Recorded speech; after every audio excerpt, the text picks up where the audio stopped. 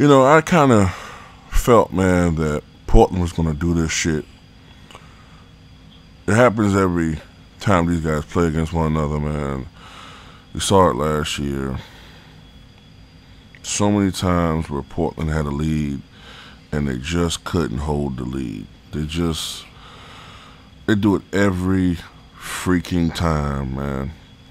And they couldn't hold the lead.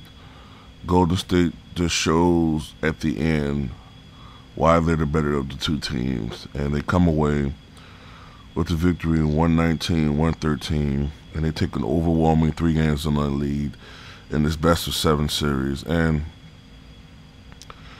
I think that they're going to go ahead and sweep these guys, man.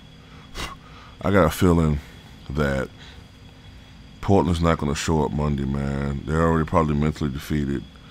Back in the day, man, like, there he goes again with those back in the day thing, but back in the day, man, teams used to, like, have some sort of pride. Like, okay, if this team's going to beat us, they're not going to sweep us. Whereas I think a lot of times some guys is like, you know what, if we're going to lose, man, let's just go ahead and get this over with, man, so I can enjoy my off season. And I'm not saying Damian Lillard thinks like that or CJ McCollum, but I'm pretty sure there's some players on that team that have that type of mentality. We're not going to win anyway. Let's just go ahead and pack it in, man, and let me enjoy my life being a multi-millionaire basketball player.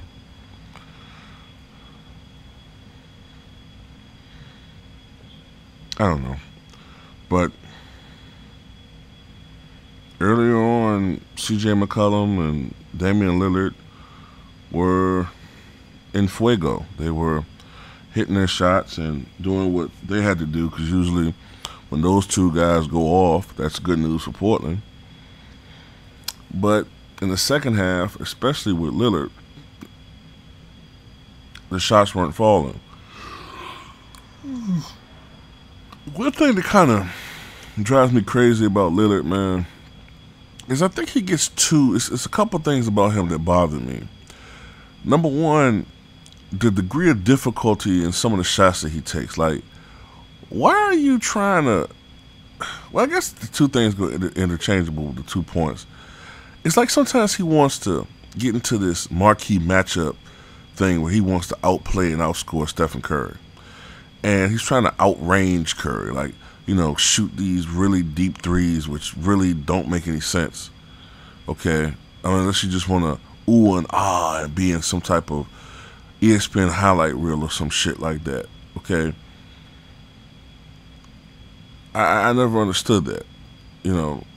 Why he's always trying to outperform Stephen Curry. And number two, I hate when he penetrates to the basket and the defense draws in a help defender. And instead of him looking for a cutter or something, he'll try to throw up some stupid shot. Like, I don't know if he tries to throw up some ill-advised floater, or he'll try to throw something up, man, that you look at and you're like, man, why are you shooting that? You're not going to make it. And a lot of times he gets the ball stripped from him. He gets his shit blocked. And, he just... That, plus he just takes a lot of bad shots sometimes. And he goes from scoring 25 or something in the first half on, 8 of 14 shooting to end up the game with 32 points. But all of a sudden, instead of being 8 of 14, you're 10 of 27. Something like that. Takes too many 3-pointers. And sometimes I think these guys, while it's fun to watch these shooting guards masquerading as point guards score, this is why I actually like the traditional point guards. I actually do, because these guys actually know how to run an offense. A lot of these guys don't know how to do that. They're just shooting guard.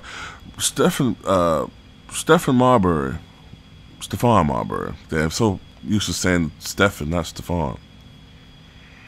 But Stephon Marbury was the precursor to these guys. He was criticized for being a point guard that shot the ball too much. He would flourish in today's NBA. But Portland just sorry guys, but I'm kind of tired. But Portland once again blew the lead, man. And Lillard, 31 points, 7 rebounds, 4 assists. Evan Turner chipped in with 17 points, 8 rebounds, 3 assists. C.J. McCollum, 32 points, 6 rebounds.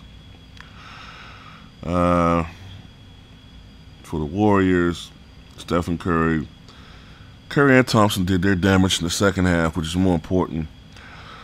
Stephen Curry had 34 points, 4 rebounds, 8 assists. Klay Thompson, 24 points, 2 rebounds. He was key in erasing that earlier 16-point Trailblazers lead. Draymond Green flirted with a triple-double to an extent. 9 points, 8 rebounds, 7 assists. Andre Iguodala, 16 points, 7 rebounds, 3 assists. Was horrible from downtown. I think it was like 0 for 7. 0 for 7 or 0 for 8 from three-point range. But he had one of the plays of the day, or plays of the night, where he fooled, late in the game, he fooled Portland into thinking that he passed the ball and drove and had a wicked jam, which helped to seal the deal. But, of course, Stephen Curry hit a clutch three-pointer and then later on a clutch jumper in the lane to seal the deal for the Golden State Warriors. And I put a tweet out there, man. It kind of looks a little, I don't know, odd, look ill-timed for me to put out there. But Stephen Curry is great, man. He's a great shooter, but I think he's the most, I don't know if I even phrased it correctly. Probably what I should have said was he's the least talented multiple MVP winner.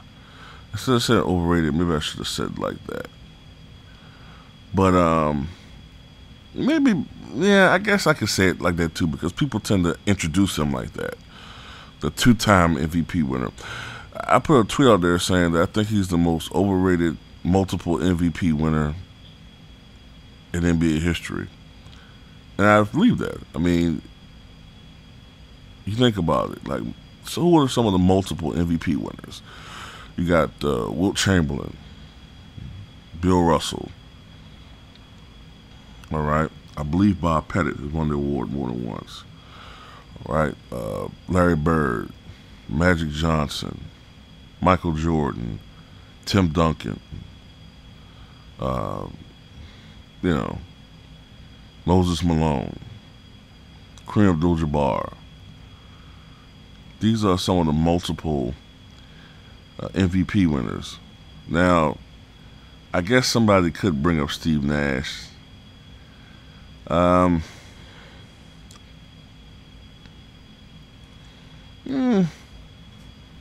guess Steve Nash is well, I guess there's some, you could say that.